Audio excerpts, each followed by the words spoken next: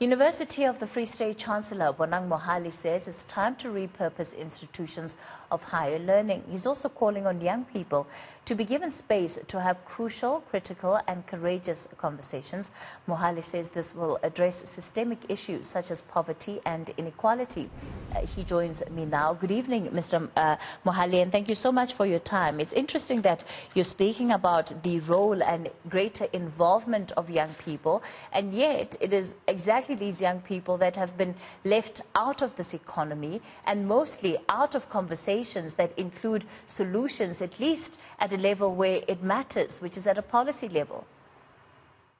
Cathy, thank you for having me. There's an African adage that says the child who's not embraced by his village will burn down that village in order to feel its warmth. So what I'm proposing is that the youth are actually not the future leaders, but the current leaders. What we can do is to give them space, to give them support, to counsel, coach, and hold them by the hand and really demonstrate to them that they are indeed the current leaders. I drive it from the Freedom Charter of 1955. I also speak about the Bill of Rights of the South African Constitution. And I'm reminded that it was Martin Luther King Jr. who said, protest is the language of the unheard.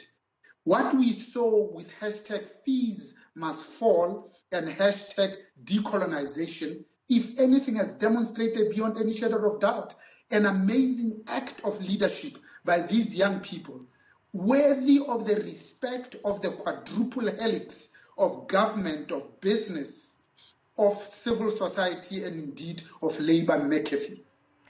And I don't think it's necessarily an issue of young people being uncertain about the fact that they have what it takes or even possess the necessary leadership skills to be able to path some form of way out of the current crises they face. But the reality is that there simply hasn't been room created for them to do them in the way that our economy is currently structured. And you're looking at young people that are consistently told, go to school, get an education, and yet in the same breath, it's the same young people who are sitting at home without jobs and no prospects of employment because that promise, that dream is simply not being realized.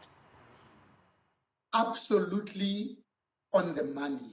And to understand poverty and to understand racism and to understand men perpetrating gender-based violence against women and young children, you have to listen to the voices of the victims and the powerless. And in this instance, the powerless is the student, is the youth, is the young people.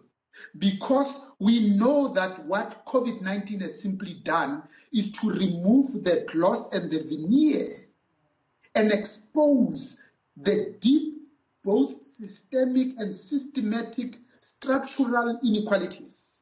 Because these young people have not been given the tools, the wherewithal, but also the trust that you know what, you get it, you have to survive COVID-19, and in fact, we take our fate and put it in your own hands to describe, to define and shape your own new world. Because if you do not think for yourself, you then place your future in the hands of others. It is up to these young people to create their own new world.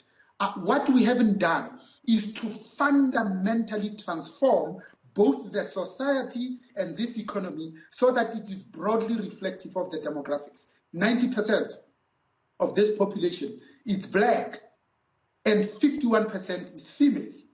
60% consist of young students that are 35 years or younger, and yet they are not reflected in positions of leadership.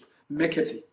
So can we have an honest conversation about young people being the leaders of the country when there's so many things that evidently, by the way that the system is structured, that strangle them, that, even though they're trying to pull themselves up by their bootstraps, the environment simply makes it impossible. You know, you speak about young people in leadership, and you look at the makeup of our own leadership structures in this country. You look at how our government has been set up, and it doesn't necessarily scream, we are making room for young people, but rather that young people are being accommodated, and at a very marginal level, though.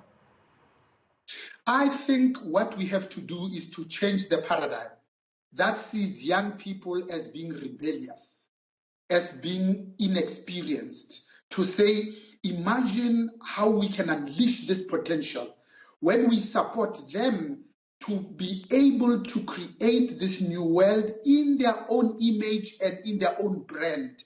Because young people should not be just the next rung in the ladder of success, but they should be a different rung, in exactly the same way that a bird sitting in a tree does not fear the branch breaking because her trust is not on the branch, but on her wings. The same way, we need to upskill, reskill, and retool young people, starting with their minds, to say, you have everything that is required today, the same way that the youth of June 16, 1976 were able to bring the apartheid government on its knees.